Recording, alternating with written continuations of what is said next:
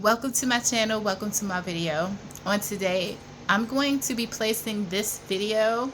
If it's uploaded today, it should be. Hopefully this video won't be very long.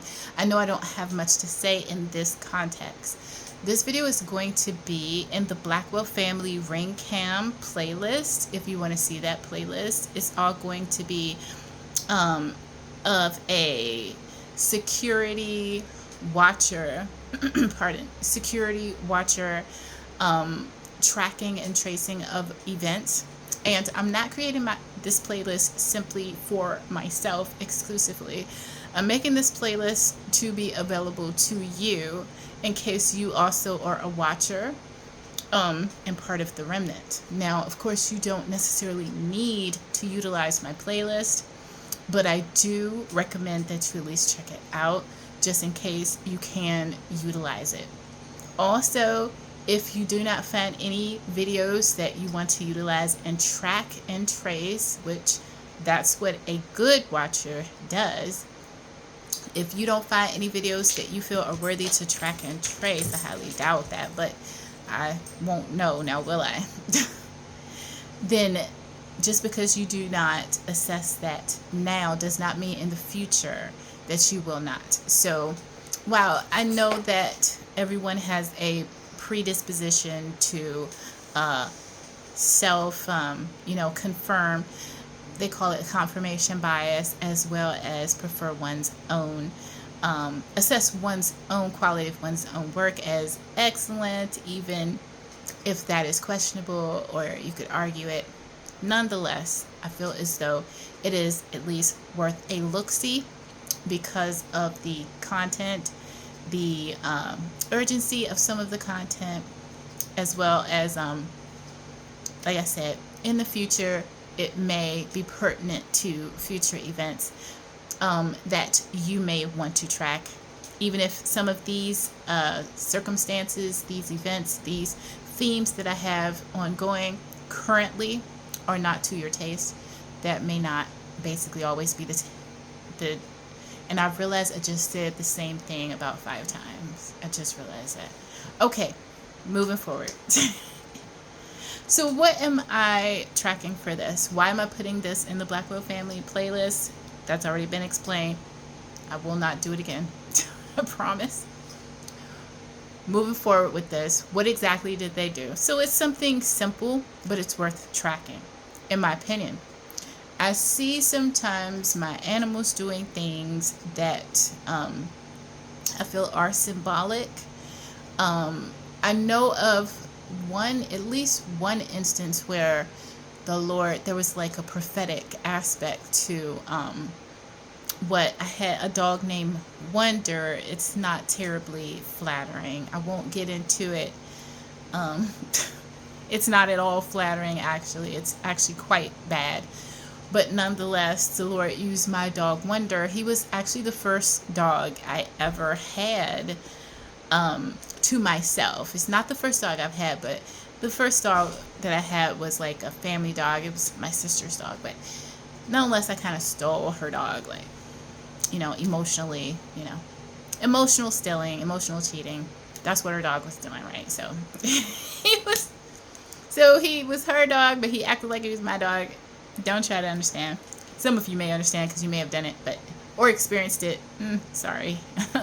But nonetheless, he's the first dog that I ever had to myself, a black pit bull, black middle-aged pit bull. Wonderful dog, had his own issues. Yeah, I won't get into it. It's pretty bad, pretty gnarly. But that was absolutely I had a prophetic situation with the Lord. In regards to that dog, I had, I won't get into it, but there was a rule that I had from I believe on high with the dog, and me, one of these times I choose to be really humble, right? I'm probably not hearing from the Lord. Why would he talk to me? And why would he talk to me about the dog, right? And then when I do, I get sick. I think it was the Lord talking to me. So I get sick, and then I'm like, oh, you know what? Yes, I think I'm sorry. It's you, Lord. I believe this is you that's speaking. I will adhere to the regulation that you put on me in regards to this specific dog. No other dog did the Lord do that. He could, of course. The Lord can do what he wants to do. But no other dog did he put that regulation on since then. And no other dog have I had a dream about since then that has been in my possession. But I have seen my animals do things.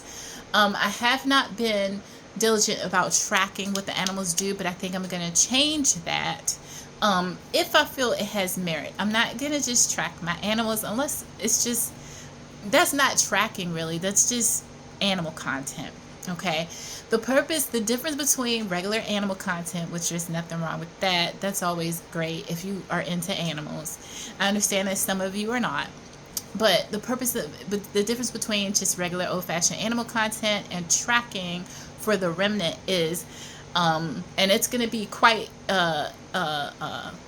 easy to track within my channel, is sometimes if I post what my animal does or post regular animal content, you can click on it if you want to or not, just want to see them.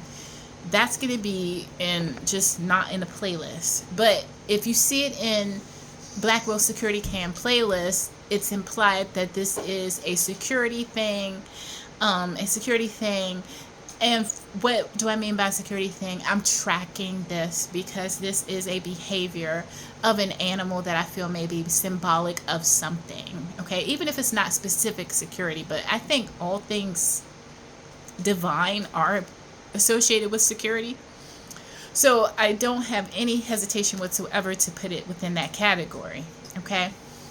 So I'll give an example before I get into the animals of See Unique and this channel that we have currently in both of our programs.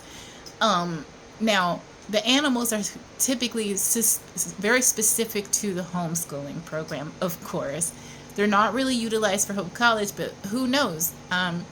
It's an online college, so I don't necessarily see how my animals could be of assistance to you. But if ever I think of something, if it's divinely inspired, the Lord will share it with me, and I'll do it, and then we'll all know, wow, that was a great idea, divinely inspired. But nonetheless, they are more specific to the homeschooling program than the Hope College, at least for now, till I get that divinely inspired idea.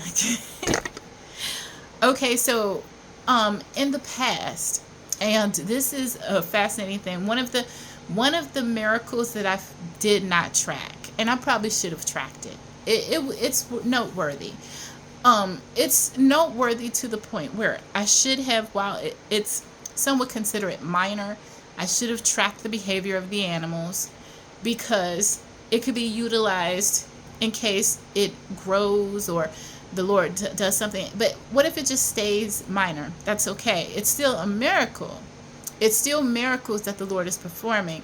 And frankly, all of the miracles that the Lord performs, one should be grateful for. So in theory, I probably should have tracked that, but I never even I tracked it. I have tracked it. I have tracked it.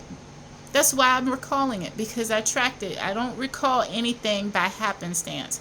I don't retain useless information, not really. So if I retain it, I am tracking it. But what I'm saying is I probably should have documented it like I'm doing now. This is a documentation. So even if I don't know how many will be interested or not, frankly, my goal and objective really is to just ensure that I'm putting everything in the right category, and that it is, even if it's maybe considered a minor miracle, it is miraculous in nature, and therefore simply it should be placed in the Blackwell. It's either that or give it its own category. But I don't see them doing anything to that magnitude so frequently that they need their own category. If that changes, okay, but I don't see that. But nonetheless, they definitely should be tracked. I will track it, okay? And if you hardly ever see me post it, that's fine. because we don't do fraud here on my channel. I don't do fraud on my channel.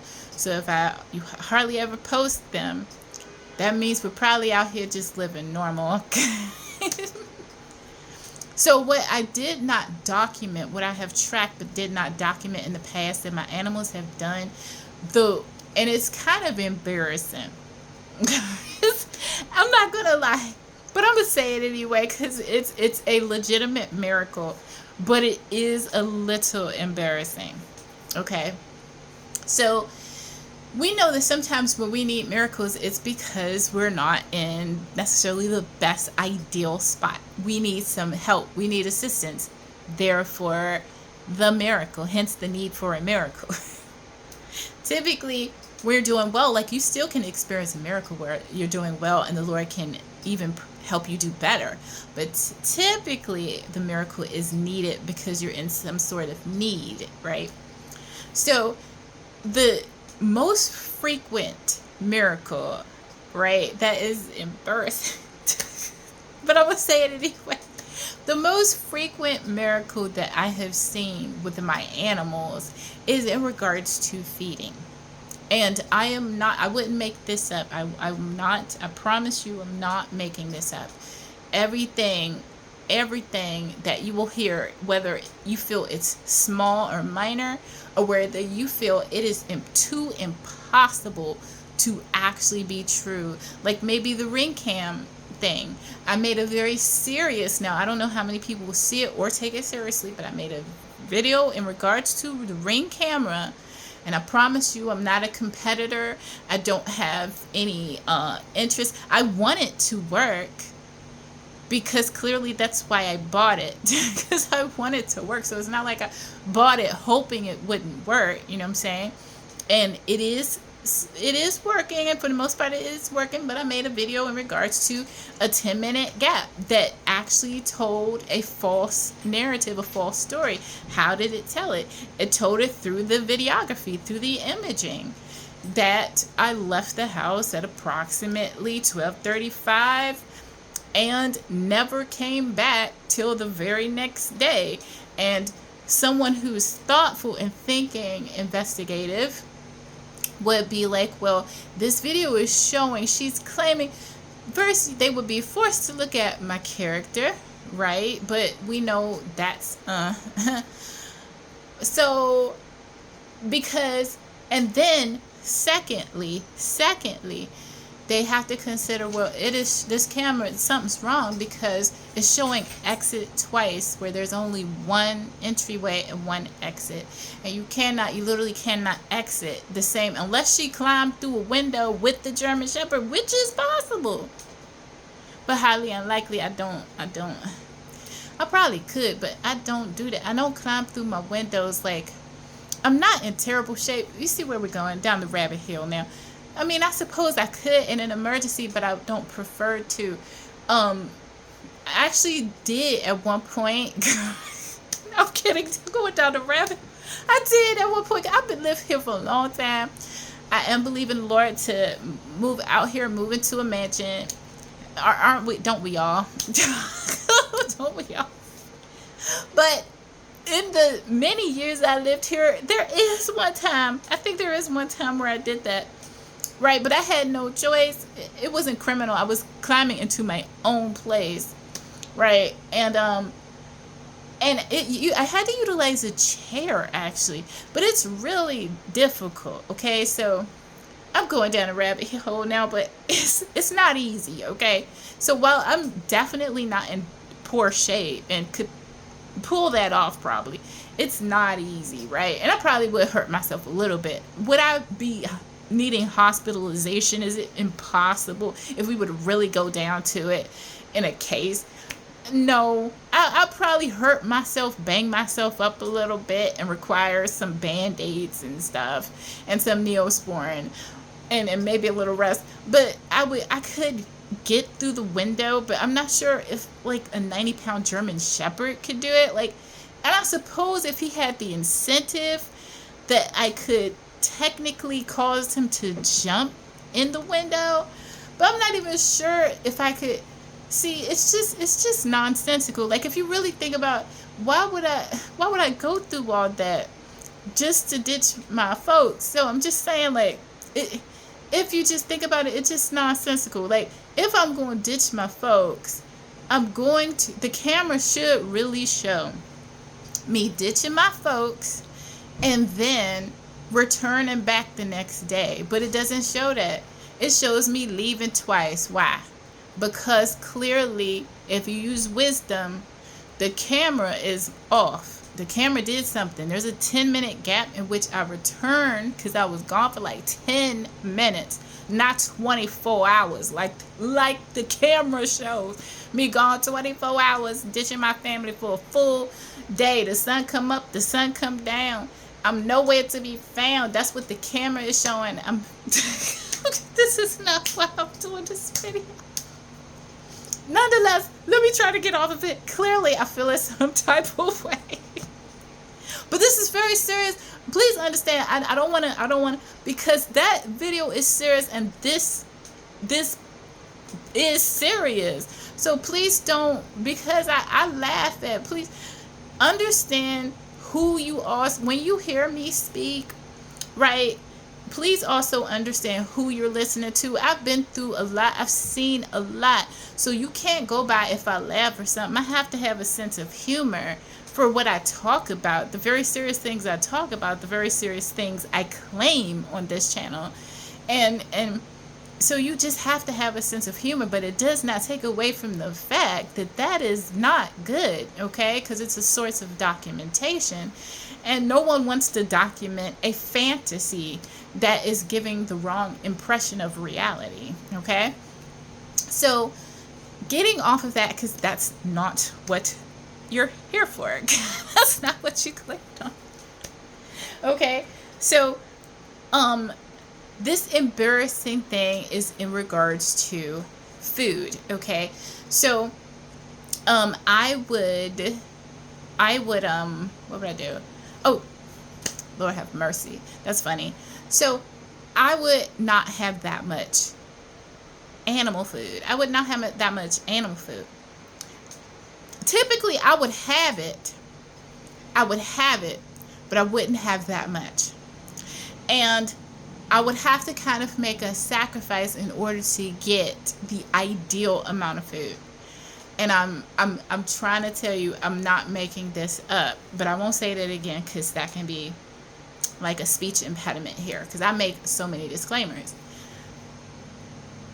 But typically right when I'm looking at their food, and it's as if God is watching me. Like, I've never thought about it like this before, because I promise you I'm not exaggerating or lying. I'm only just now thinking it's as if God is in heaven watching me, feeling sorry for me.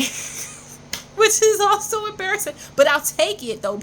That's humility. That is humility, right? Like, if God feels sorry, that means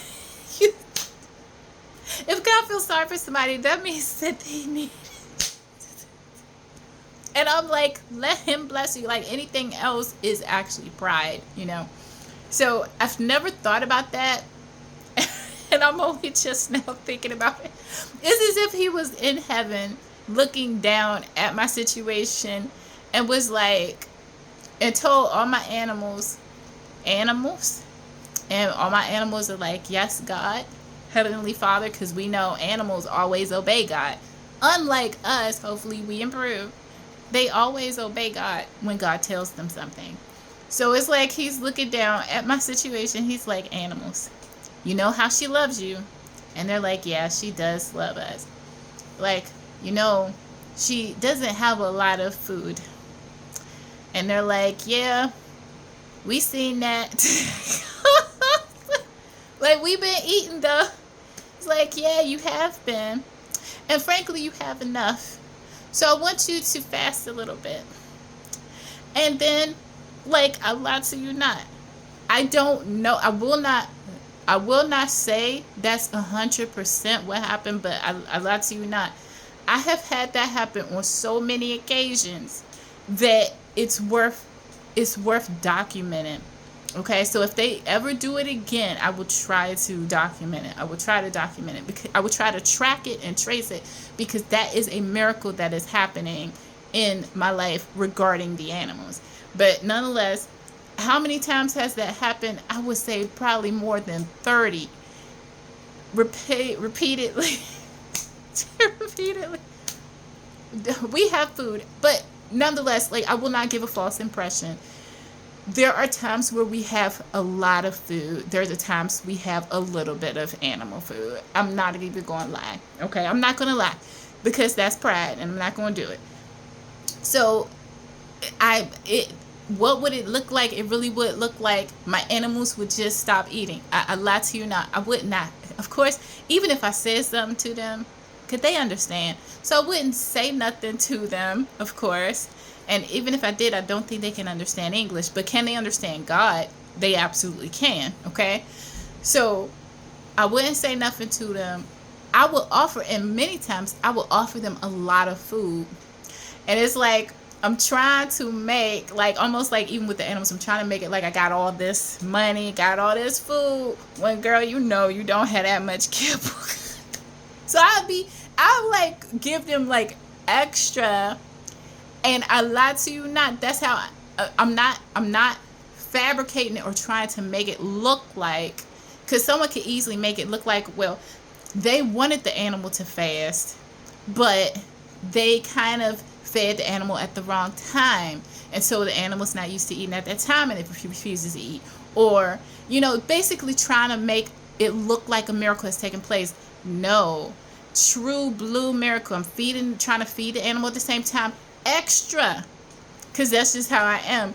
Knowing full well I'm struggling, knowing full well that we got animal food, but will we have animal food for the next 7 days? That's the question.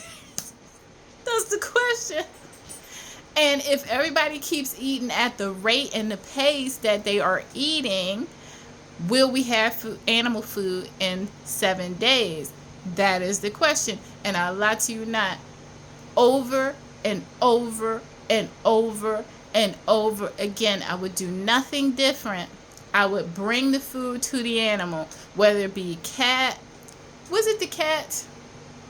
I won't lie, like, I'm not so sure if I remember it being specific to the cats, but it could have been. But I know the dogs. Cause dogs eat a lot, and the dogs good for it, like, over and over again. The dog just be like, you know what, I'm not hungry.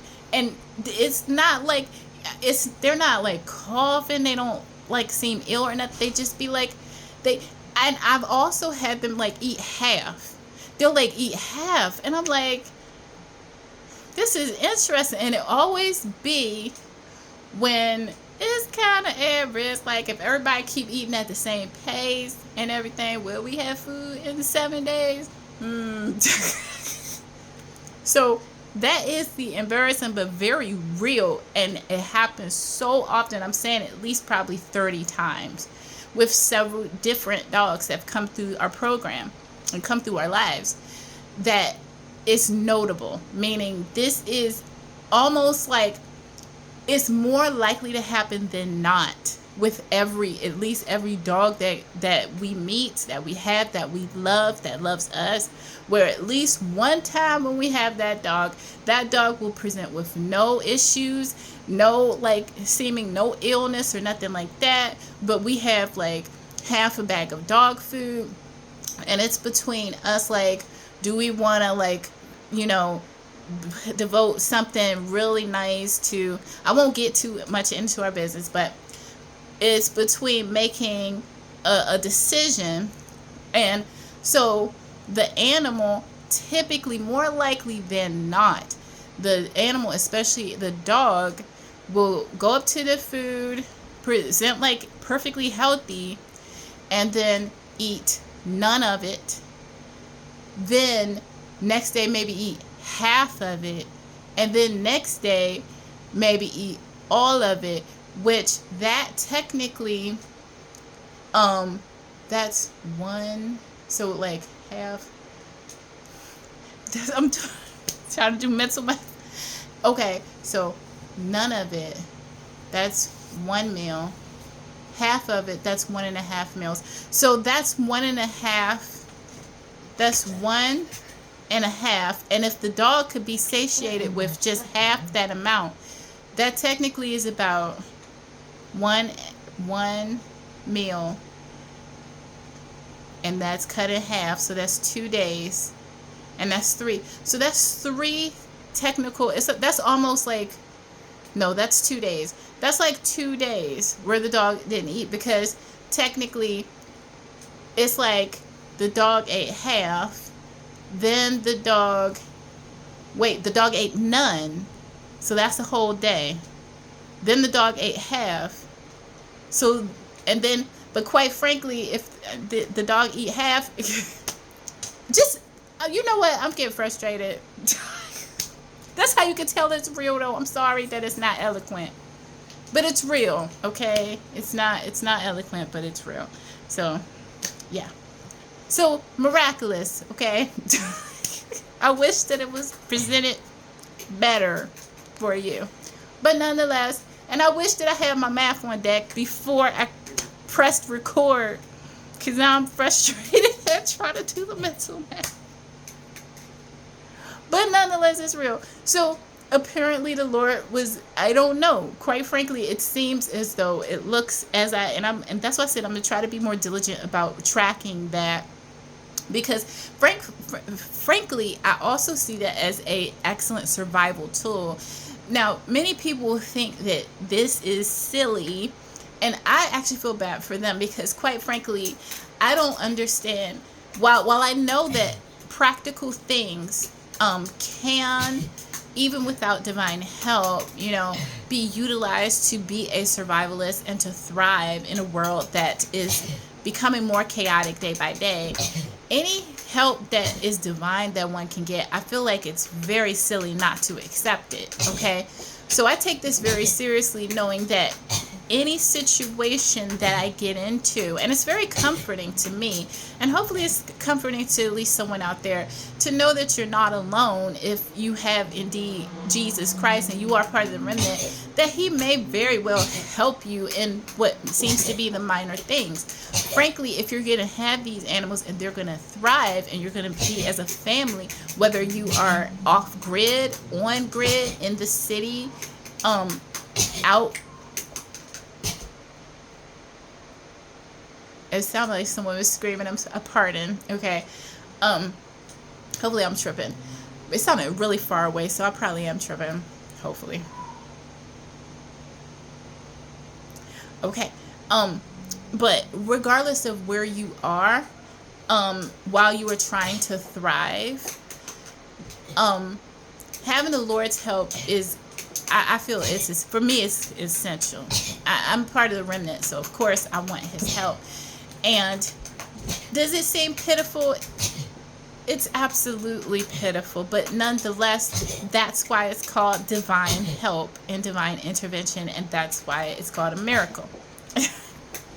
So, knowing in any situation that at any time God might step in and actually help me with my animals is a godsend. It's amazing to me, regardless of if it seems kind of small or minor. And to me, it's not, because quite frankly, in a situation that is a survival situation, and we don't know where that might come in these days of chaos that many of us are seeing and experiencing right now. I definitely need and want them for the program that I am running, but at the same time, as part of the family, you want to be able to keep and maintain that part of the family. And if in certain cases, if you don't have what you need and you don't get a miracle, you could very well, forfeit some family members that have fur. And that's not awesome. That is not awesome, right? So I think it's essential. It may seem minor, but it is very essential. When the animals go on a fast, if the Lord steps in and the animals go on a fast, you needed it. You needed it. And look, and every time it's almost as if a human fast. Did the Lord put my animals, question, did the Lord put my pets of C Unique the pets of C Unique's homeschooling program on fast. Does he do it a lot? Like, I believe he does. I believe he does. Like human fast. Do my animals fast like humans now? I will say I believe so. I would absolutely say I believe so. So moving on to what I'm currently tracking. The miracles, because those are miracles of the past. And quite frankly, I think that a lot of people, you know, they may be, you know, over the miracles that God gave them. And I don't want to speak for you. I hope that's not your attitude, but I know it's not the attitude of the remnant. I don't take that attitude. I've remembered miracles that happened for me when I was a child.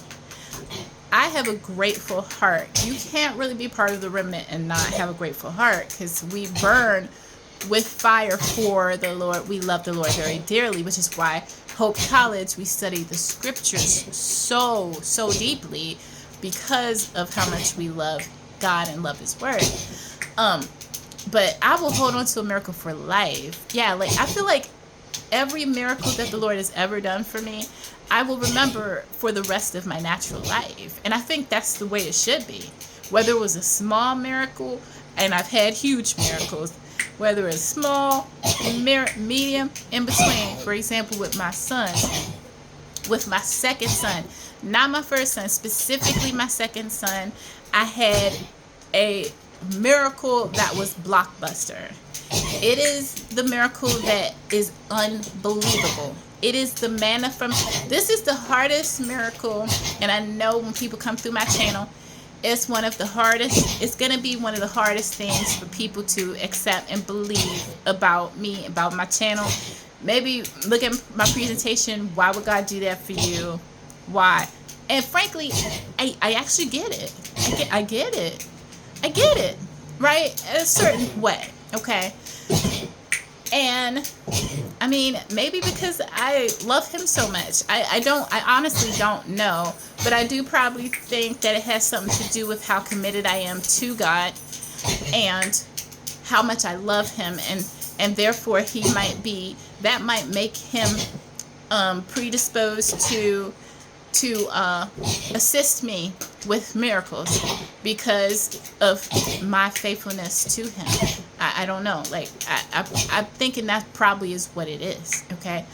But it's harder, the hardest miracle to believe. First, the huge miracles, the insane miracles. Like, well, I had, like, I didn't, matter of fact, I'm not even going to say that, but like if someone breaks their leg and then they get up and start walking, that's an insane miracle, right? That truly is. Especially if you know it is confirmed that their leg is fractured in several places and the person gets up without going forward with the setting of their leg, and the doctors and nurses are screaming, please go down, get down, we need to fix you, and you're like, I don't feel anything. Can you check again? Because I feel like my leg is fine now. That is a huge miracle. Do I believe it can happen? I absolutely believe something like that can happen. Before the doctor sets out to actually mend the leg is already healed. Hence why the person is able to get up and they're not screaming in pain. They don't feel no pain because there's nothing wrong with their leg anymore. God healed the leg before they could even set out to mend the leg. Okay. Then you have the miracle that I'm about to go into. The reason why it is so hard to accept and believe that it's a miracle and that it actually happened is because of the frequency.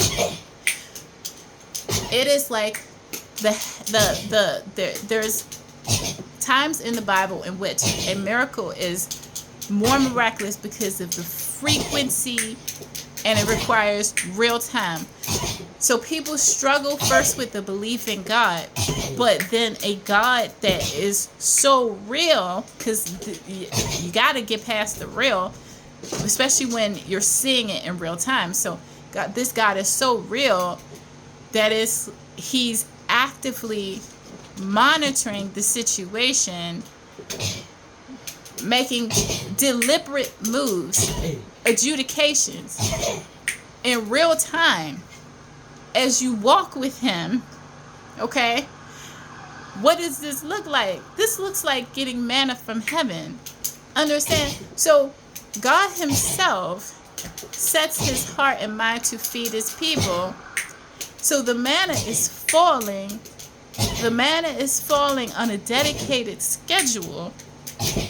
And the manna must be gathered and eaten on a dedicated schedule.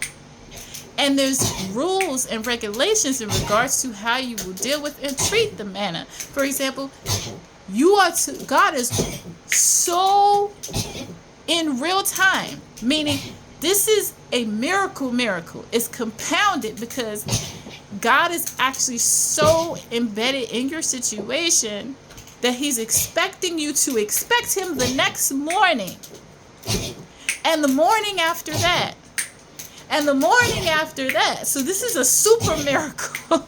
This is a super miracle, okay? Because it's in real time, and you are walking with God as he is performing one miracle after the other, and you are required to expect him to do it because he told you he would for that season, for typically a purpose. The purpose was, I forget exactly the context, because I know it's had a starting point. I know it had an ending point. I know they're not eating manna now. So naturally, it had a starting point. It had a succession point. I'm not so sure. That's why we always read the Bible. But we'll get to that, Hope College. I'm not so sure when that starting point was and when that succession point was, but that was a compounded miracle. That's a miracle on top of a miracle on top of a miracle. First of all, you better believe I exist. Now that we got it to that I exist, I'm in your situation so much, I'm feeding you. I'm in your situation so much, you had better not think I won't be back tomorrow. Because I will be back tomorrow. How you know that? Because I just told you. I'm going to be back tomorrow. The same time. I'm going to feed you again. Then the day after that, I'm going to feed you again. And you better not store anything in your pouches. Why? Because I just told you that I'm going to feed you. I will be back tomorrow. I will feed you at the same time tomorrow. And that will go on until such and such. Until that purpose is stated. But nonetheless, that's a compounded miracle. What was this? Notice how there's a theme around eating. So apparently, hopefully this means, because we know the earth is chaotic. I don't want to scare anybody. But the earth is chaotic. Hopefully this means this is a symbol that the Lord does not desire my family to ever go through starvation. And I know that sounds scary. I don't mean to. But first of all, this channel handles very serious things. So you cannot stay scary and stay at this channel. You must be brave and increasing your bravery and courage, because this channel handles very difficult subjects and topics, and this channel is only reality, all reality. Okay, so I take it as a symbol. Now that does not necessarily mean that that's what it means, but since the Lord seems so preoccupied in what my animals are eating and what I'm eating, not necessarily me, even though I've had that happen too. I've had, in my teenage years, I used to pray for, because I was really poor. And I would pray for a specific, I'm not going to get into it, male that I love, and I'm not going to tell you what it was. And it would happen. I would get it. Like, I'm not lying. I would get it. I'd be so happy. Like, that's why I remember it. That's a miracle. I will be so, it would taste so good. So what I'm thinking, now that doesn't mean God told me, God didn't tell me, but I'm thinking I'm going to take it by faith, because life is very chaotic. We are seeing things we've never seen before. The watchers, me being one of them, are seeing very serious signs that are happening around us. Very serious events. So I take it that hopefully all these preoccupations that God seems to have, all this interest he seems to have in my pet's eating, in my eating, at least when I was a teenager, right? So it hasn't been recent, but when I was a teenager, but specifically recently, about, like, that would be about 11 years ago. When my baby, my youngest son was a baby, because he's 12 now. When he was a baby, I had a compounded miracle, meaning it is so unbelievable because it was the one miracle that happened over and over and over again every single night for many, many nights until my baby was strong, until he was strong and grew and was a good size toddler. This miracle continued where the Lord would wake me up and the baby would not weep, the baby would not struggle, the baby would not cry. And the Lord, before he could do none of those things, so that he would not be distressed, the Lord would wake me up and tell me in my sleep, in deep sleep, because I was sleepy. It was just me. But the Lord would help me. He helped me raise my baby, specifically to feeding my baby at nighttime. And he would say, the baby is waiting to eat. I would wake up from a deep sleep and my baby, eyes wide open, not crying, not struggling, waiting for me to put him to the breast and to feed him, as if I had a whole entire husband that tapped me on my shoulder night after night in the middle of the night and said, baby, the baby is waiting to eat. But instead, it was God. That is unbelievable. But that is the truth. It will not change. I told this story on this channel several times. It's never changed because it is a real account of a very real supernatural miracle. Okay? So hopefully that means, since the Lord knows, of course he knows, but since he's made it a point to let me know that he knows what we're eating, hopefully that means he has every intention of keeping us fed for the rest of our lives. Because how things are going, I know. Remember when I said, just because I laughed don't mean it's not serious. How things are going, I'm taking that to heart and believing by faith that, and quite frankly, if I would be perfectly honest, hopefully, now, we don't have that much, so maybe that's not God's will for us, but hopefully we would have enough for others too. But I know that if that's not us, then he probably has some of you all. Seriously, because the Lord is very thoughtful. All these things that we've thought about and we have sense. You think he doesn't? Of course, we know, the remnant knows, but the world and Christians who don't study and don't care to study about him, they forget that God, of course, is wise and has wisdom. He knows what we need. He knows what people need. He knows people need to eat. So I'm certain that he is raising up certain people to give them extra, because that doesn't seem to be us. That doesn't seem to be us. But you never know. You never know. And simply, in certain cases, if you do have extra, it probably will be for a purpose where like maybe it might, you know what I'm saying? And that might come in handy for people who did not prepare. It may come in handy for people whose stuff got stolen. They did prepare and it got stolen. Y'all, remnant, you're specifically, and I know I go to the remnant. I apologize, but I also don't. The remnant is my heart. Okay, I love everybody, but the remnant has a special place in my heart. Okay, remnant, I am constantly going to pray for you. I'm believing that no one will steal from you. But quite frankly, I know that some of you probably are being raised up to have extra. If. Now, quite frankly, you probably won't if nothing happens. But if it does, then you'll probably know why. Like, oh, now I know why I got all this extra. Wow. Yeah, right? So I will constantly keep you in my prayers, right? So meet the animals. It's minute 44 and some change, and now I'm finally getting into the now miracle that my animals are doing. So what is the now miracle that my animals are doing, to which I would make a whole entire video in regards to the animals and add it to Black Belt Security camera playlist and make it public for everyone who wants to track and trace even the actions of animals as you are watching watching the signs, watching what is happening, making adjudications, and keeping a mental note of the events that are taking place around you and applying biblical word to it, praying and discerning, okay?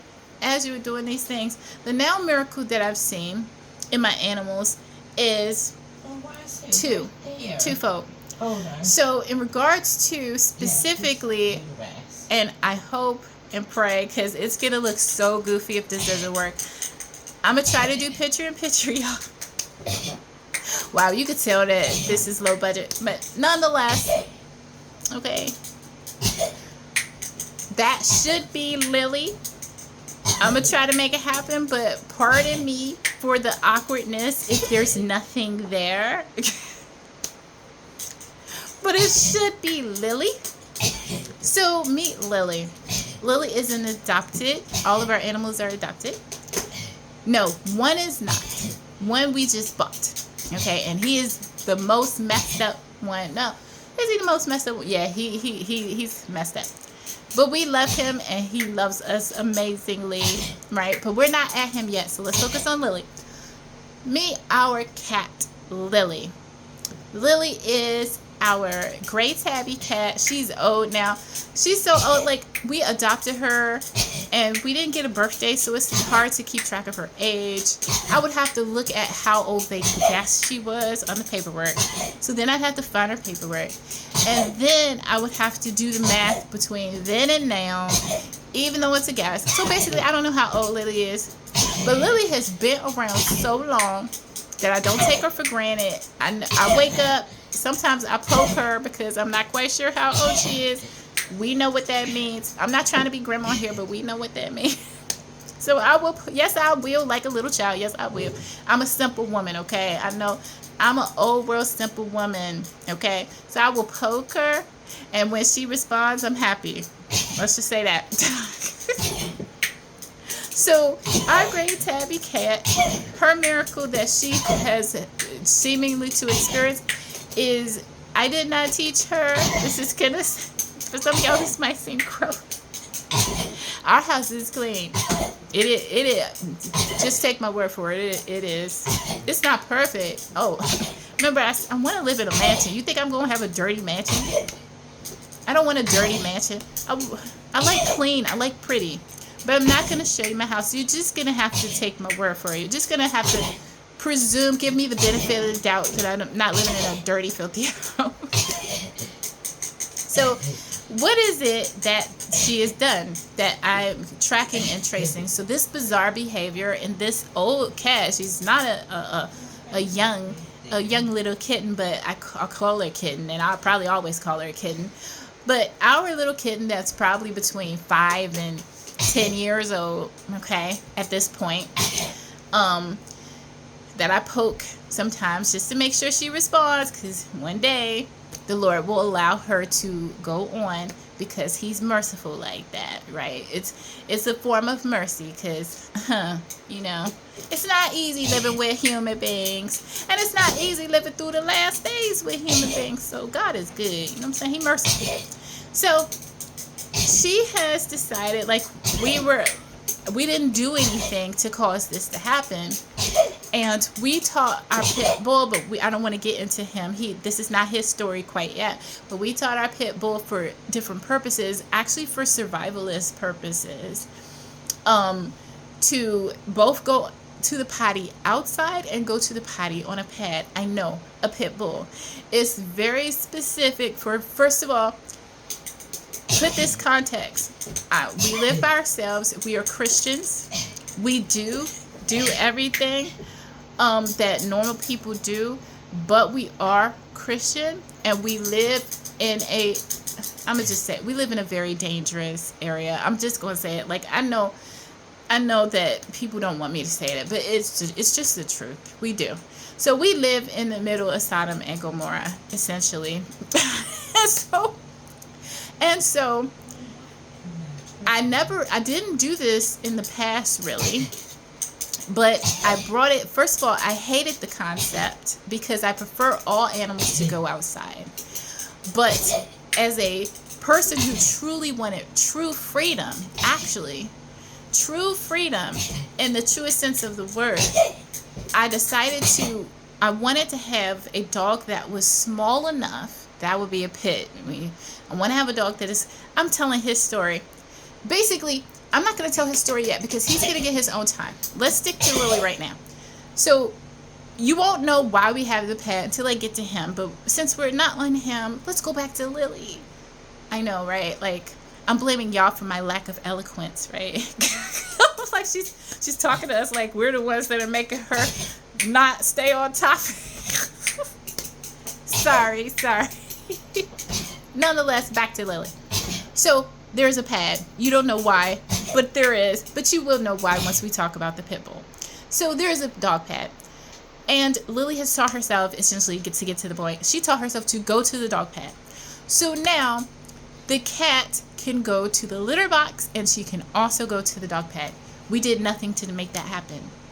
To me, that is not necessarily automatically miraculous, but it could be miraculous, especially if I continue to watch and I see more positive but bizarre positive things happen as need be in some cases with the animals. First of all, it cuts down like on how many times I really have to attend to the litter and how much litter I have to buy, since the cat has decided, hey, my brothers, because the two dogs are boys in there, my brothers use this, wait, no, not the other dog, but my brother, the pitbull. My brother uses this pad, so why can't, our animals are not racist. They all love each other. They all know that we are all God's creatures up in here, okay? So I told them, y'all are sisters and brothers, and you need to accept each other 100%, and they do. I told you, I will not have you not accept your sisters and your brothers. I will not have you not accept your siblings. And I let you know, this is another miracle I didn't think of. I was talking to the cat because Romeo was acting apprehensive. Romeo, you don't know who he is yet. I know we're on Lilly, but bear with me. So I'm talking to Romeo. You'll know who he is as soon as we get to him. And he was acting apprehensive around our German Shepherd Gunner, even though our German Shepherd Gunner is amazing, okay? And he don't deserve that. And I went and I pointed my direction. I directed my attention to this cat. And I told him, don't you be racist. We are all God's creatures. I will not have you treat Gunner like he's a stepchild. I will not have you treat him like he is not part of the family. And do you know, when I said, I'm not lying, this actually happened. When I told the cat this, he walked up to Gunner as if he was apologizing. He never did that. And I know some of y'all out there like, this woman is just too much. This woman, she's just too simple. She's just too like I don't know, country or whatever. But that's what I did. All I did, I didn't like acclimate or nothing. No, I ain't did none of that. I said, Romeo, that's your brother. Now I want you to treat him. Don't you be racist just because he's a dog. You think just because he's a dog, he's not your brother? That's your brother. And I want you to treat him like he's part of the family. Just because he's a German Shepherd don't mean he don't have feelings. And I told him this. And the cat walked up. He showed up. I'm not lying. He walked up to the German Shepherd as if he was like, I'm sorry, bruh. I didn't mean to do you like this. Yes, he did. As God is my witness, that is what happened. I'm trying to tell you, that's it. That is what happened. And I know some people out there, like, she lied or something. You know what? I'm sorry. I shouldn't assume that. Pardon me. But I figure some of y'all might figure it out. But I promise you I'm not lying. Why I'm going to lie about that? That's how it happened. That's exactly how it went down. I ain't did nothing special. I just told him, don't be racist to your German Shepherd brother. Just because he's a cat, just because he's a German Shepherd and you're a cat doesn't mean you're not brothers. It doesn't mean that you can't be best friends, that you're not family.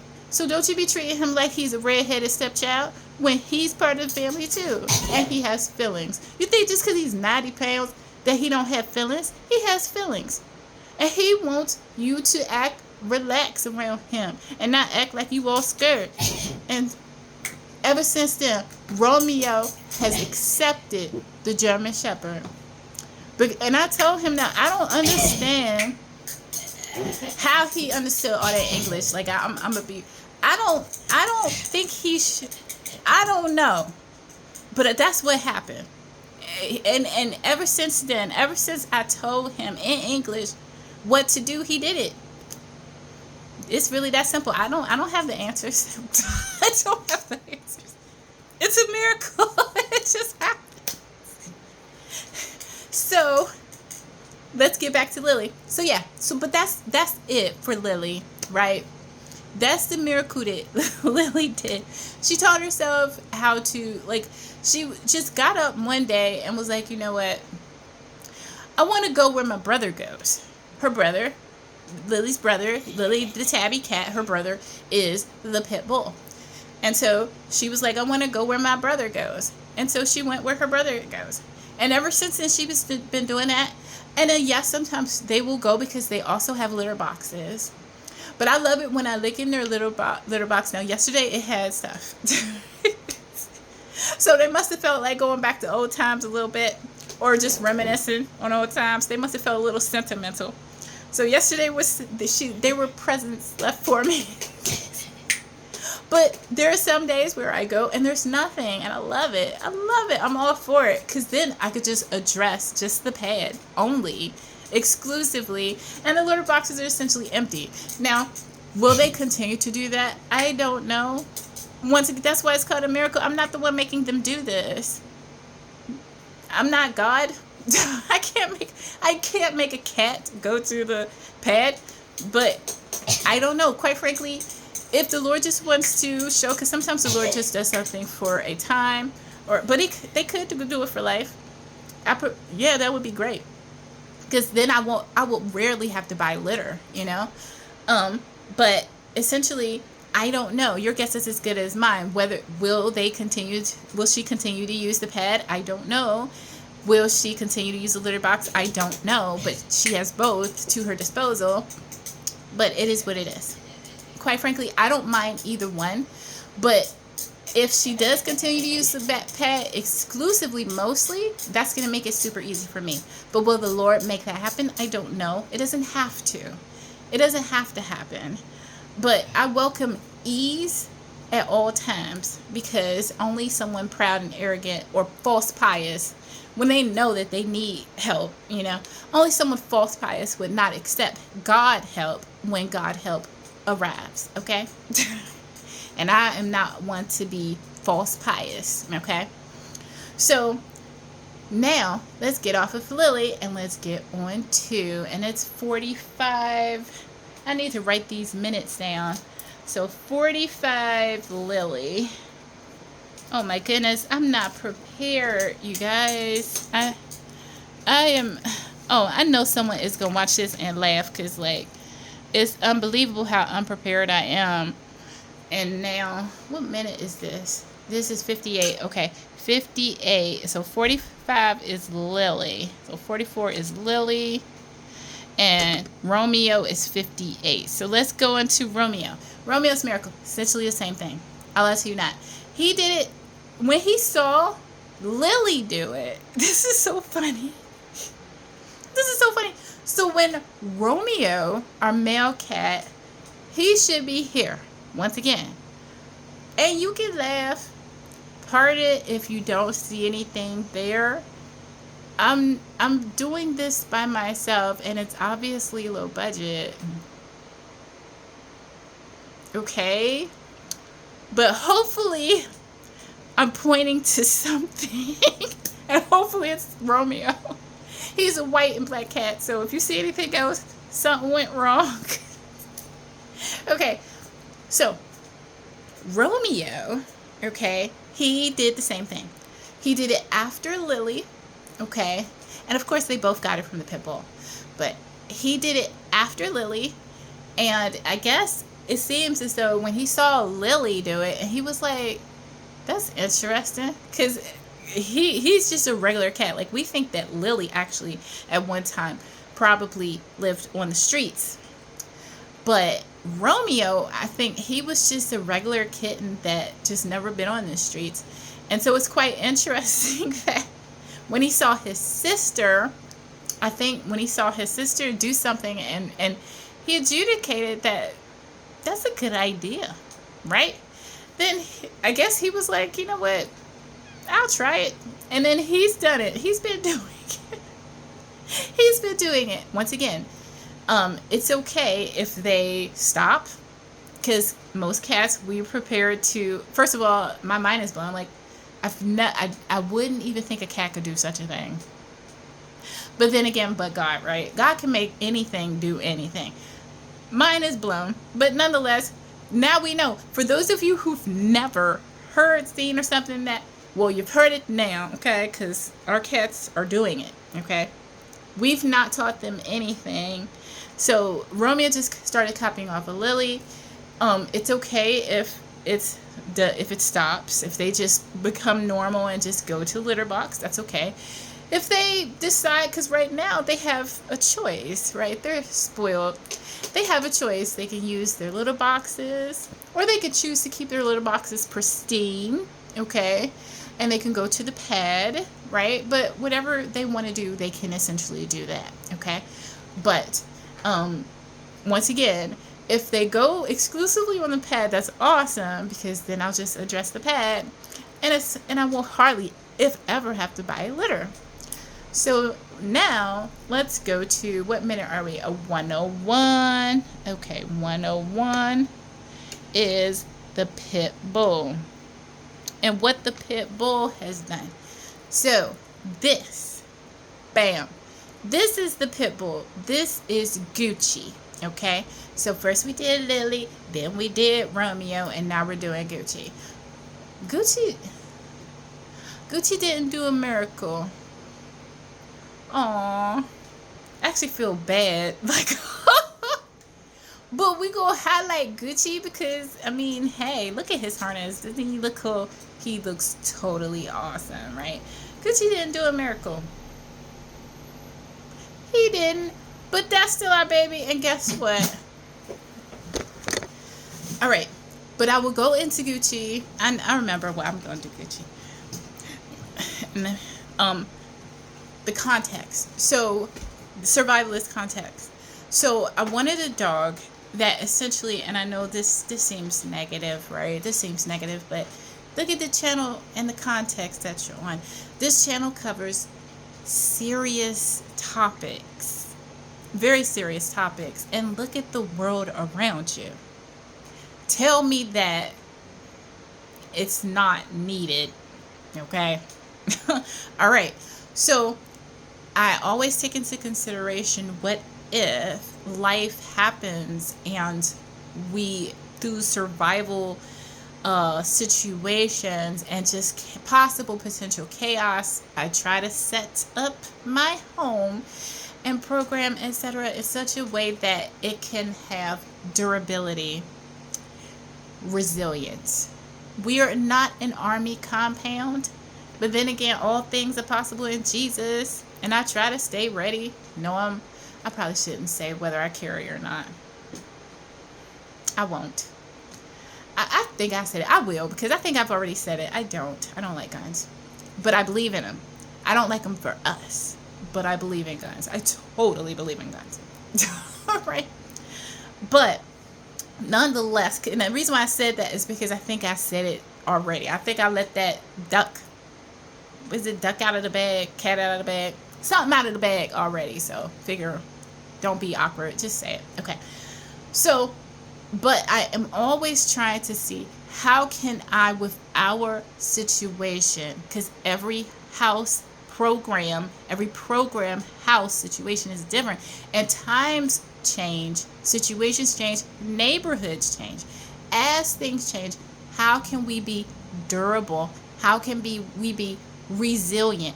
Build true resilience. Stand the test of time, at least until we move. Or what if we don't move? okay, then how can we be durable? How can we be resilient in many aspects? Many. Okay? So I'm like, practically, because we have pets that are like heart pets. But Lily is kind of a heart pet. Lily is mostly love. An emotional support pet is Lily. She doesn't even really hunt. That's not her use. Lily is love aspect for the program. Excellent emotional support animal. Excellent for that. Excellent, what do you call it? Tactile sensory scenario for both of my neurodivergent residents. Okay, so that is Lily. What she does, she is excellent at, but that is her exclusive assignment, to just live, be happy, thrive, and love, which she does extremely well, and be loved. Okay, she loves being petted, right? So it's a spot on with the tactile sensory. So in order to what does that look like in essence, whether you disagree with it or not, because some people may disagree for even the need. I disagree with the disagreeing, right? Because some people feel like you don't need anything. I feel like that is terribly naive. But then again, we all are different.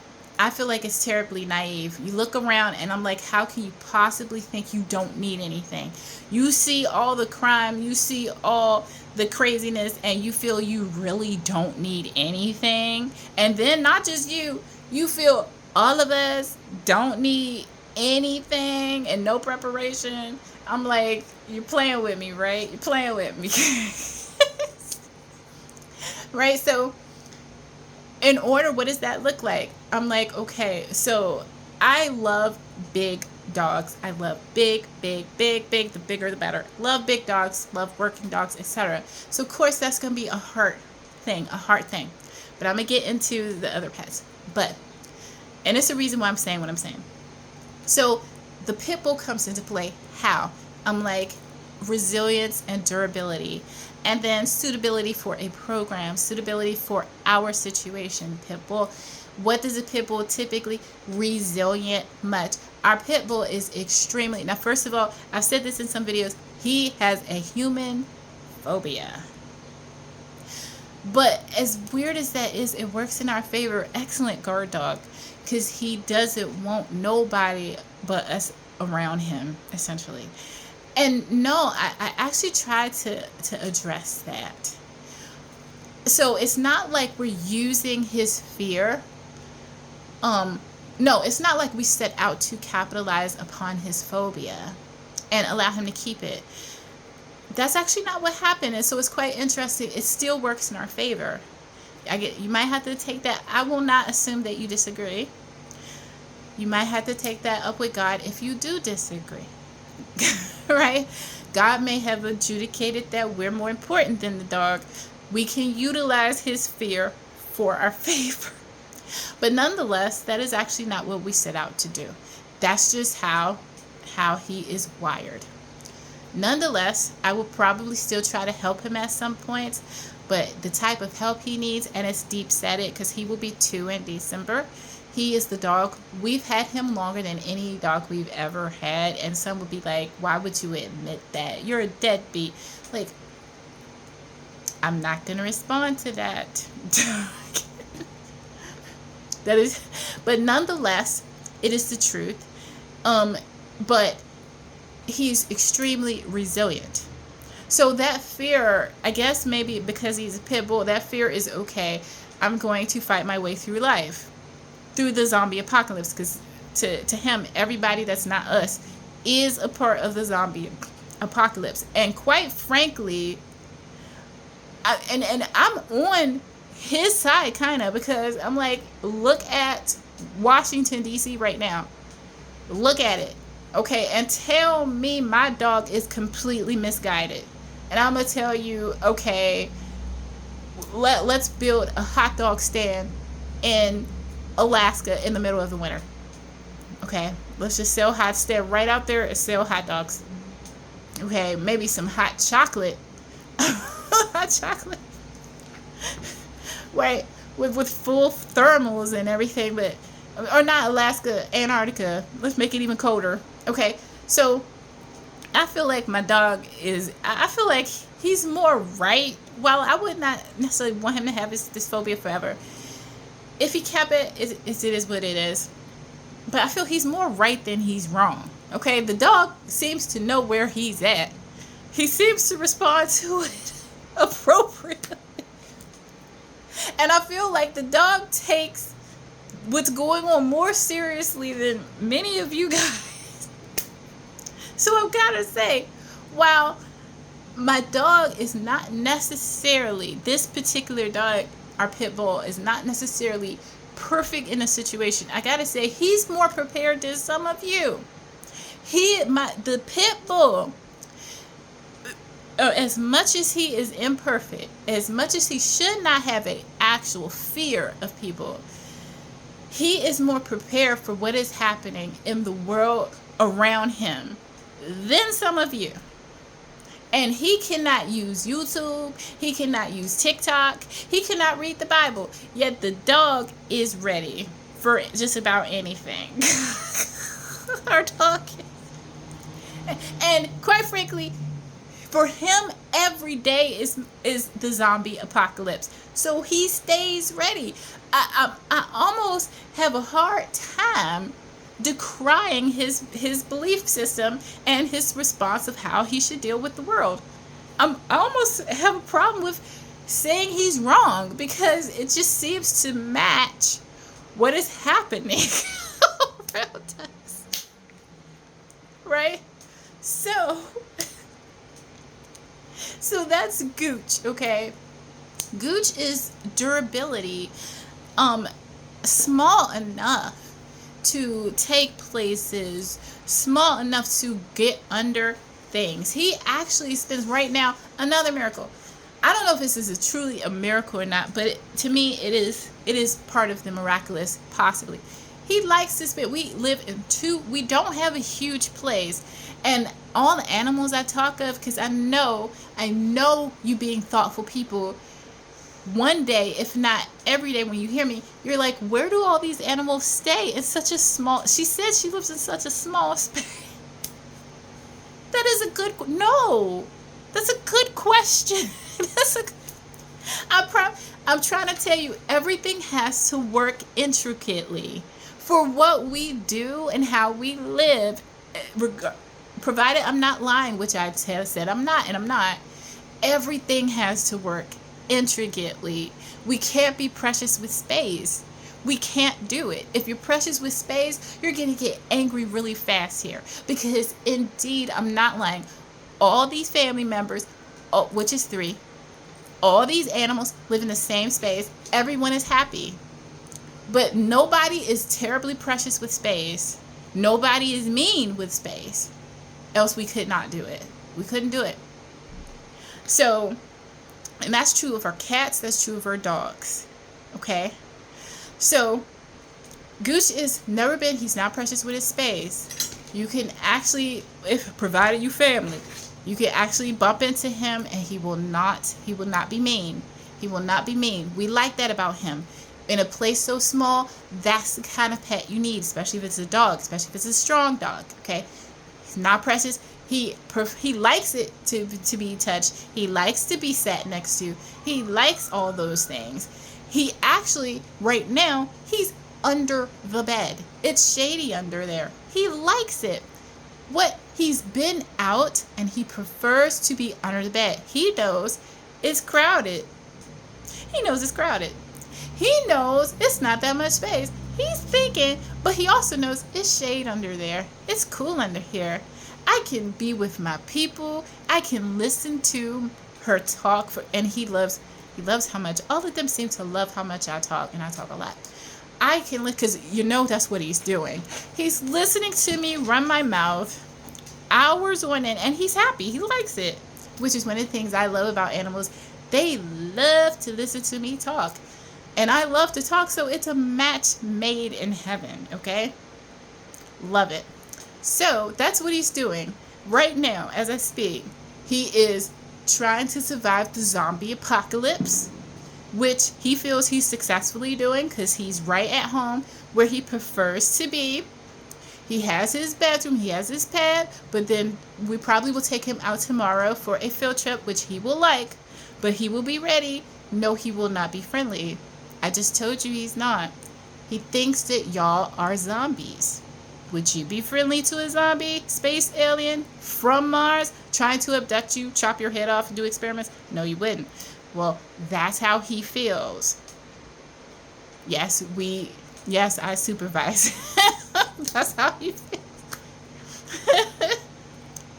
Some of you who know dogs, you know I'm not exaggerating.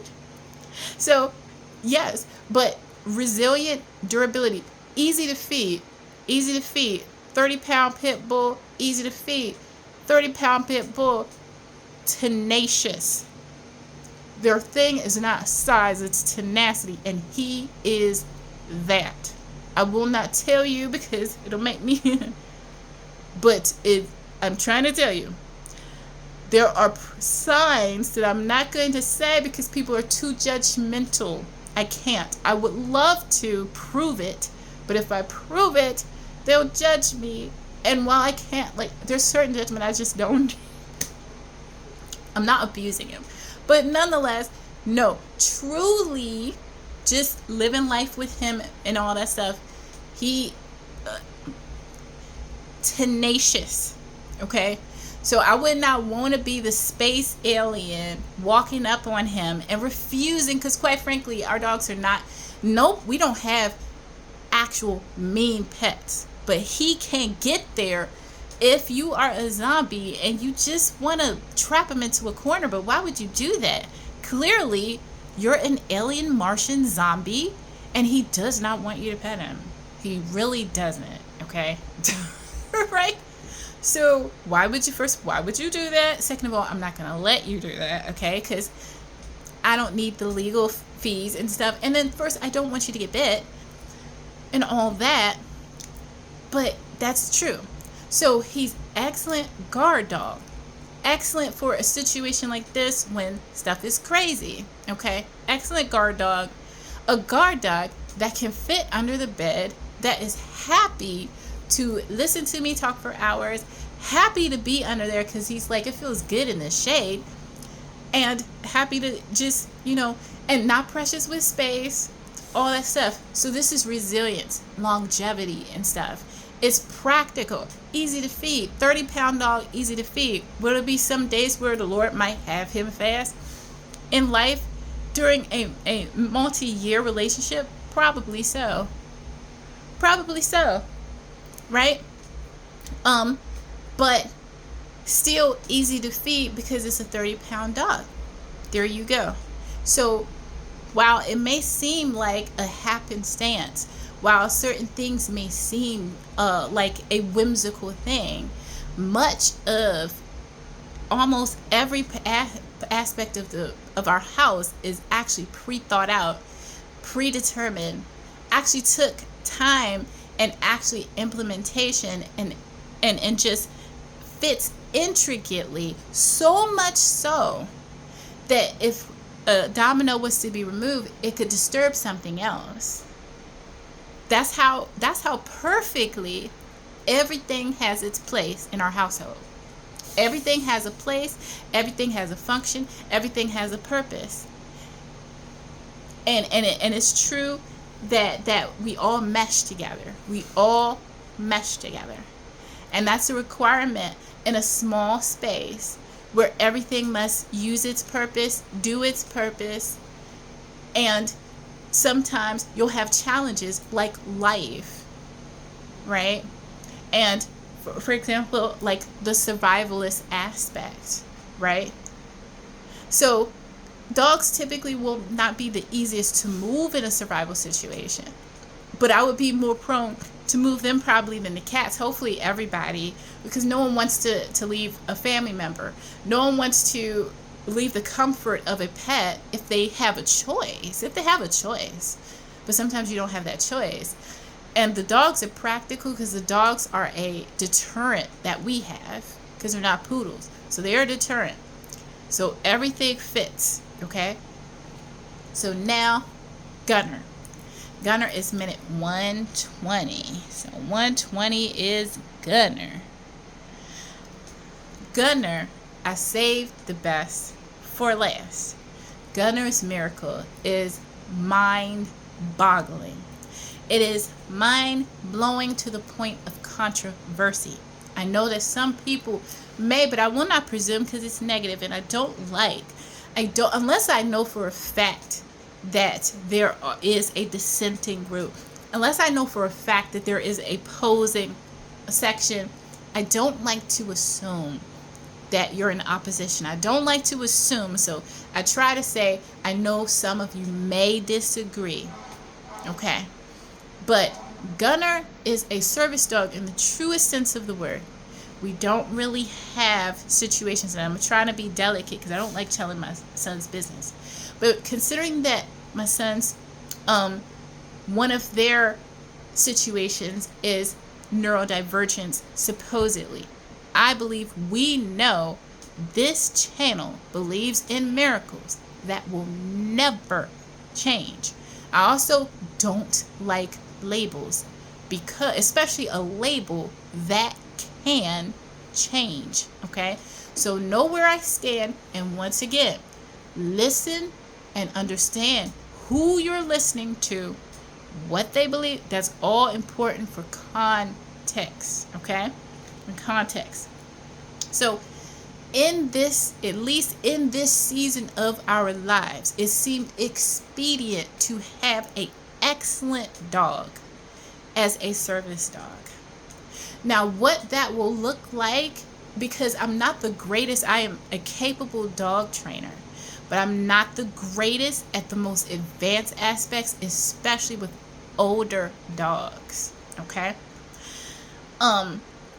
But I lie to you not that this is the greatest miracle that I've seen ever with the dog. There was one time where it was as if the Lord told the Rottweiler, I had a Rottweiler named Kais, and the Lord told her what I was thinking, and she acted upon it to prove her loyalty to me. That will never change, because that did happen, okay? I did not utter a word, and the dog acted as if to say, I love you, I am loyal to you. Okay, but let me get off of Kais, which is a dog we don't have anymore. Let me get on Gunner.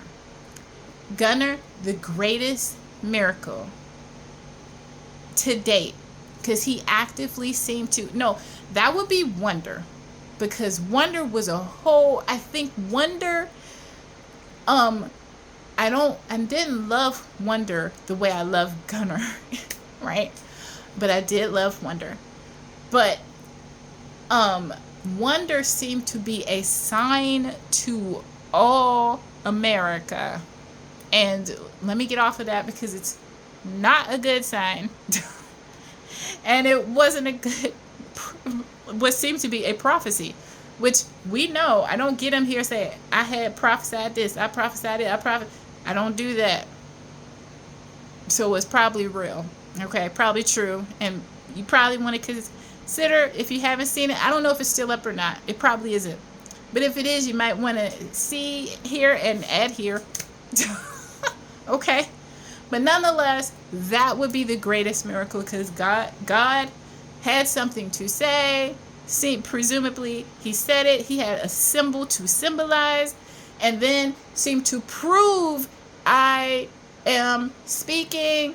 I want you to do X, Y, and Z, and I want this to mean, and the people to see, I hate this.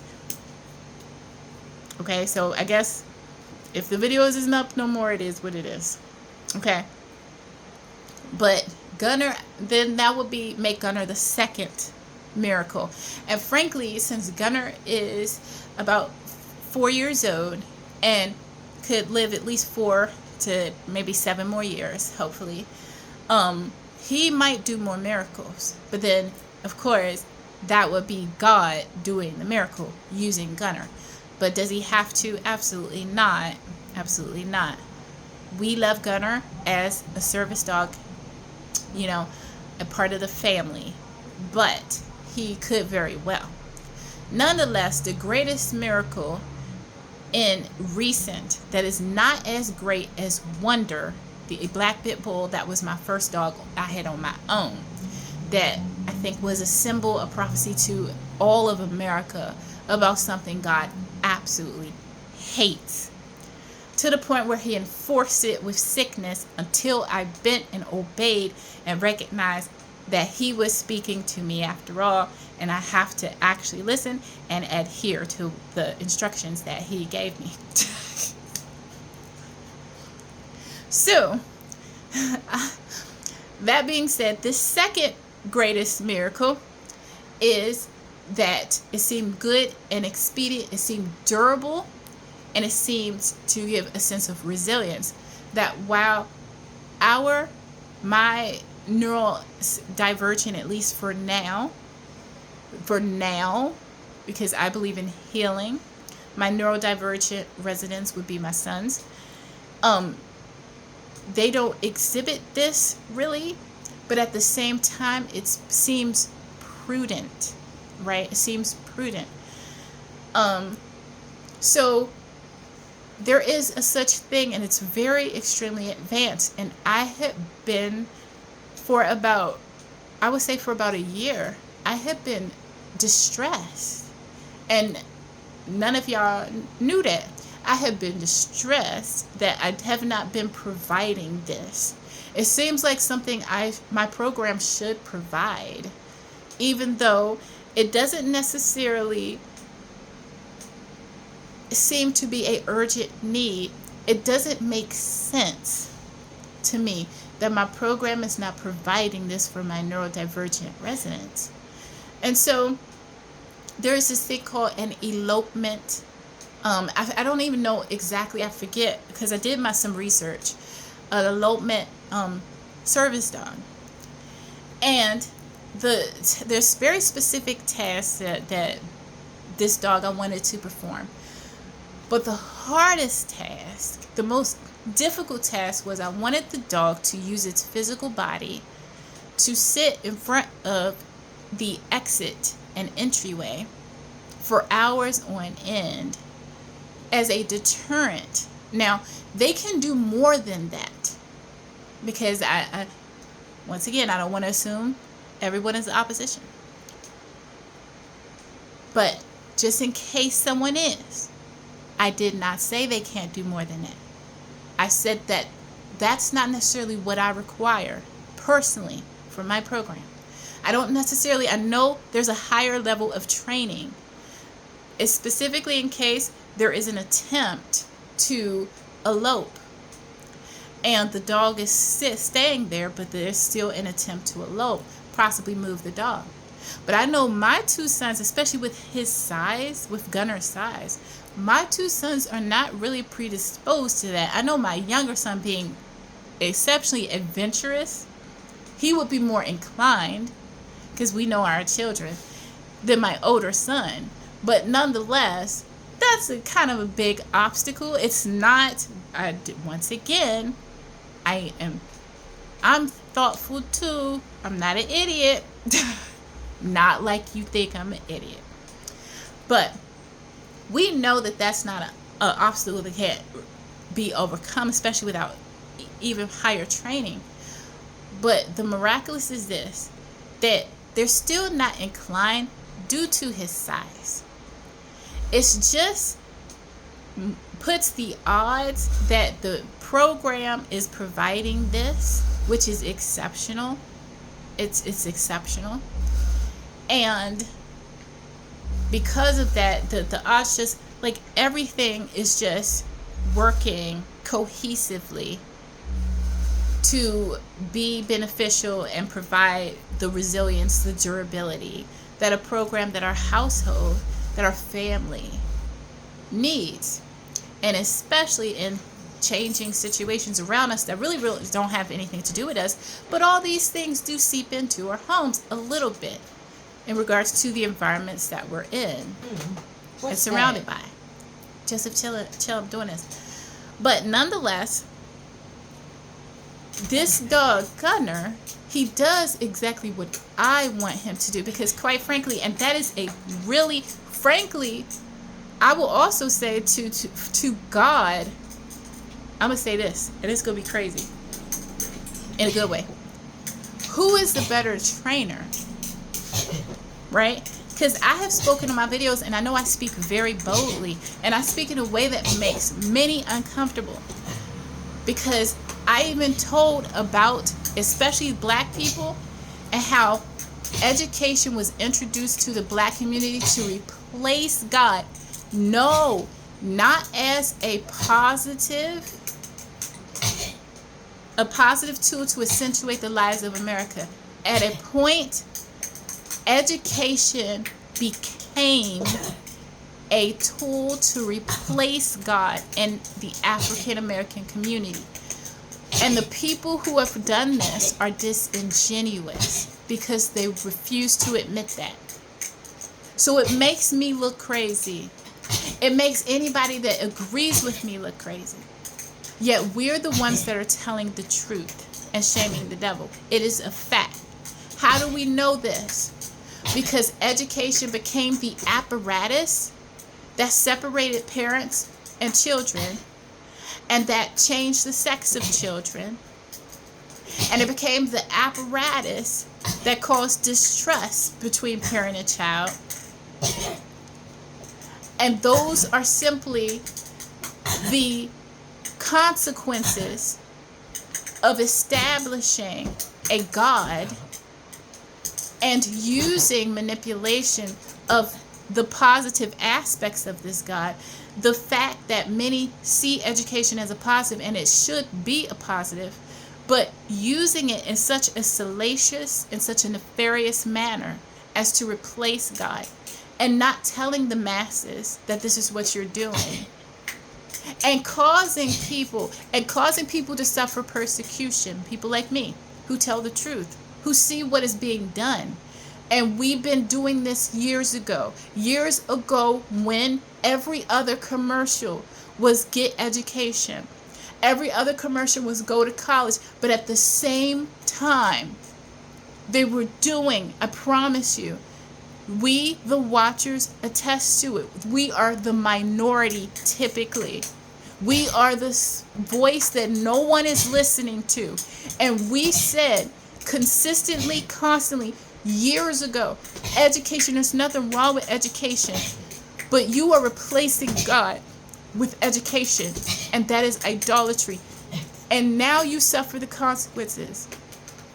Now the people of America have suffered great consequences.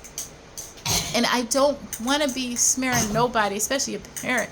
I'm a parent too. I would never do that. I'm not laughing. I'm saying that this is sad because we tried to tell you way back in the Genesis that you were committing idolatry, but you wouldn't listen. We couldn't help you because you wouldn't accept our help. You rose education to the level of God, and actually you put it surpassed God, and you kicked God to the curb. And then now many of you are paying for the God that is crushing you with debt. Right? As idols and false gods tend to do. You worship them and then they punish you. You may get the accolades, and then that's it too. You admit many years you for a season, for a time, your God education gave you much favor. First of all, because it looked like it was deceptive, because you wanted to be a part of the majority. You didn't want to be lame like us. You didn't want to be losers like us. You didn't want to be unpopular like the remnant. and you maybe even getting education. I'm educated. I'm not degreed, but I'm educated. You didn't want to utilize education to serve God. Some of you to serve God, and understand, maybe if you didn't agree, you thought we were weird or something, or thought we were just hating education, even though some of us are educated. You didn't want to be associated with us. You didn't want to be a fellow watcher. You didn't want to be a remnant necessarily, at least not in that, because you might, and so it was easier and it was cool to throw everything to the side. Your father, your mother, your sister, your baby, your cousin, everybody getting thousands and thousands of debt, all this debt, and essentially, and go further and further away from God, and not really pay attention to Him, because that was the nefarious part. It was not so much hate God outright. It was, you're studying, you're busy. You could get to God after college. You could get to God after you get a degree. Now, then it's, you could get to God after you get your children through college. And so God is essentially supposed to wait until you're like, 70? Before you read the Bible and pray? But that is the nefarious part. For a season, you flourished. That's what sin does. Because you were the majority. It's always easy to be the majority. It's always cool to be the majority. And the majority were worshiping this new God. Education. They stopped going to church. They stopped seeing the need for it. They stopped reading their Bibles. They stopped seeing the need for it. They let their professors go on and on about how God is dumb and gave no rebuttal, gave no answer to that. It was like, okay, well, this is what they do. Talk about homosexual lifestyle and all that good stuff. And they let this God grow, because gods need to grow. So they let the God grow until it becomes huge, and it can change the sex of your children, because there was a tiny God in the 19. We started about in like 2000 or something. I don't remember exactly the year, but it was a starting point. It was so pervasive you could cut it. It was a starting point, and it was a cessation. The cessation point is kind of now where it can continue, but because it is hurting you so bad, it's so abusive, that now people are actively, even atheists, even people who don't believe in God, are starting to resist the God, because they see how the God has grown so big that now it's hurting us. So now people are inclined to be like, you know what? You need to chill. And I'm going to make you chill. Because you're not going to come in my house and trans this and trans that and tell my kid that you're not a boy or a girl. You're not Jamie. You're Jimmy and all this good stuff. And now, but that's because it's huge now. But it was at one point small. And it had to grow. It grew over all those year 2000. It grew 2022, 2020, 20. 20, you know what I'm trying to say. Y'all know what I'm trying to say. But nonetheless, what do I was to talk about? The dog. I'm going to still keep on going. Anyway, so, I don't know how I was on Gunner. But nonetheless, I was on Gunner. So, I don't remember honestly what Gunner has to do with education, but nonetheless, I'm standing on that. I'm standing on. But that is a huge. Oh, I didn't get into what he does. Oh, okay. That's why, thank you, Jesus. I remember why. Thank you, Jesus. These people feel like I'm babbling and have no point. I do. I absolutely do. Okay? You always bet on me. You always bet on me because you'll win. I do have a point. There's a reason why I went off into education. So, that gave some very serious and very needful context for what I'm about to say. Because I'm about to challenge you. Like Elijah challenged all those false prophets. Okay? Who is the better teacher? Now that because God let y'all have your way. And look where it got you. He allowed you to have your little God. And he even allowed you to let the God grow so big that it could take your children and trans them. Because that's what you wanted. So, and he let you have what you wanted. So you got to see it to fruition. You got to take it to its logical conclusion. And now you see the results. So, now that that's all done, and you don't even have to wonder no more. You don't need evidence because it's already happened.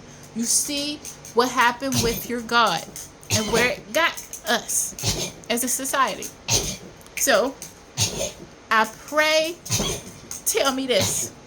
Who is the better teacher? Who is the better dog trainer? A human being or God who made the dog? Now, before you answer that, and yes, you know, especially me being a woman, there is a right and a wrong answer always when the person asking is a woman. And you know, some of you, especially smart men, you know that. There's only one right answer. I'm going to let you decide what that answer is. Who is the better dog trainer? God or man? Mind you, one is continuing to study to try to be better at training dogs, and the other made the dog. And has proven time and time again that he can put dogs on a fast like people to where they're like, it looks like we're running low on kibble. I won't eat today. So you tell me, can you do that? No, willingly. Not by withholding. Not because the dog is sick. No, can you willingly make a dog do that? Knowing the dogs love food. So that is a miracle. They love food. Can you make a dog do that? Just like not because of a higher purpose? Just, can you make a dog altruistic? Like, I see we're low on kibble. I'll pass for today. I can eat tomorrow. Love you. Like, can you make a dog do that? Because God can. He can. Can you? Can you just be like, Rover, you know, boy, I want you to do me a favor. Can you eat tomorrow? Like, if Rover's like, you know what? I love you. I'll take one for the team. Of course, I'll eat tomorrow. I needed to fast in it anyway, right? Can you do that? No, willingly, because God can and has on several occasions in this house. So, I will say, and why am I saying that? Because some may say, well, shouldn't he probably have the exceptional advanced education as a service dog? Remember, this channel faces the hard questions. Shouldn't he do that? Wouldn't that be preferable? And because my mind almost went there, but then I was like, wait, as opposed to God himself. And then, like, when you really think about it, I'm like, do you understand what you are saying and how disrespectful it is? Like, as opposed to, and for those of you, like, no, I didn't. You didn't miss something. I didn't say what he does. The dog has been doing the blocking of the door. I did not show him at all. I was going to attempt to. Because remember, I'm not advanced, but I'm quite capable, but I'm not advanced in my skill set. And it seemed prudent to do. So I was going to set out to endeavor to do it. But the dog just does it. He comes here literally and just starts doing it. No, not sit at the door and be like, and get up. No, all night long, especially at night. Especially at night. I never showed him this. So unless like he was adopted, he could have been a former service dog. But no matter what, it is miraculous. It is bizarre. It is miraculous and bizarre, but gladly in a good way, in a positive. So I'll take miraculous, I'll take bizarre, when it is definitely wholesome and good and not harmful. And this is only wholesome and good and not harmful. I've asked myself, like, and I've fretted again. But I rebuke fear, because the Lord does not want fear in my heart. But like, well, what if he stops? That's been a thing. Like, this is a serious miracle. Like, I was literally, and I never told you, that was a secret prayer. Have you heard of those unspoken prayers that people say? It was a unspoken prayer. The only person who knew that is what I really wanted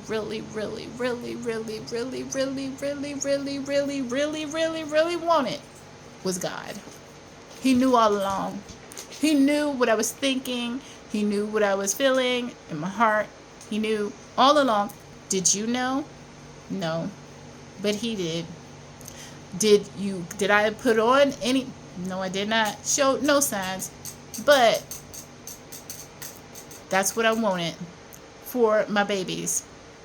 The Lord provided it, but now I guess, and now I guess maybe I'm just going to believe, because I realized I just put myself in an awkward situation because I never imagined that I would share that, but since my mouth is so big, I did share that I'm concerned that he'd stop. So I suppose I'll deal with it, because this channel is all about courage and confronting difficult issues. So hopefully you appreciate the awkward situation I find myself in, because I have such a big mouth. So I choose to believe God, and this is completely impromptu. Like, I wasn't expecting to do that, but I have a big mouth, so I talk myself into this. So I'm just going to go ahead and do this in front of you, and maybe the Lord wants you to see it. I don't know. But I choose to believe that the dog will not stop. I have not asked the Lord that. I have been fretting about it a little bit. I'll admit that. And yes, it is ironic, because clearly I see miracles, and I see miracles all the time, yet I'm fretting about a miracle. But I don't take miracles for granted. I have seen miracles start and miracles stop. Now, this is the type of miracle I would need the dog to keep doing. This is how I will handle it. And maybe it is because I teach, okay, that maybe the Lord allowed me to talk myself into this hole.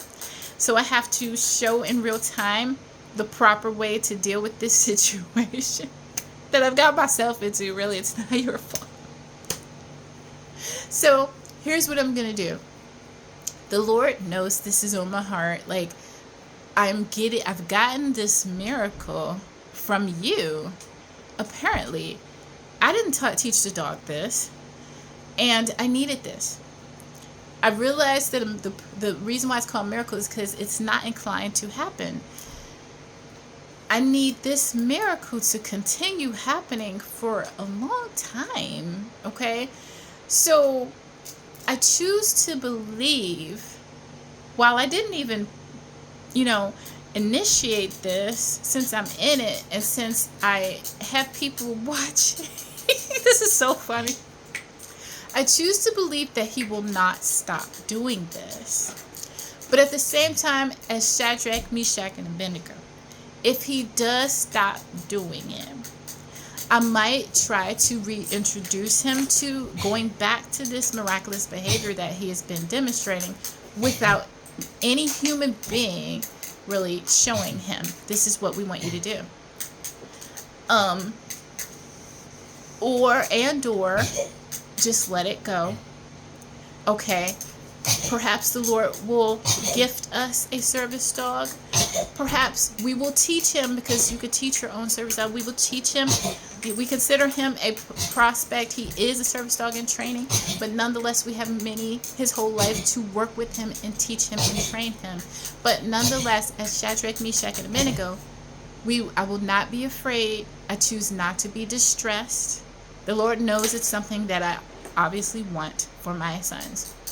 But I will not be distressed. I will not lose sleep. I will not be afraid. And we will love him no matter what. Okay? But by faith, I'm going to choose to believe that he will continue on in this behavior. But if he ever were to stop, I will not be afraid. I will not, of course, question the goodness of God. God is good, glorious. And I will choose to believe that there's a reason that is beautiful, because God's adjudications are beautiful. And he does things sometimes we don't understand. And if he allows, now I'm betting, like Elijah, against all the false prophets, I'm betting on the character of God. If ever this dog stops doing what he's doing, it's for a reason. And God knows what he's doing. That's how much I believe in my God. That's how many miracles I have seen. And that's how many years I've been walking with him. And that's how sure I am of his character is impeccable. He will never do anything. He will never do anything for our harm. He will only do for our good.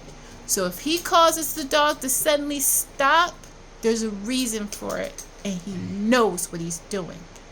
So I will say once again, in case our dog keeps on, because if he does or he doesn't, God still sits upon the throne, and we will lose no sleep. But regardless, who is the better dog trainer? The God who made the dog, because we know there's only one answer, and the other answer is entirely disrespectful. Remember, the education system idol that you're currently dealing with, and you're currently trying to dwarf because it became a giant that kicked your front doors down and snatched your children. Who is the better dog trainer?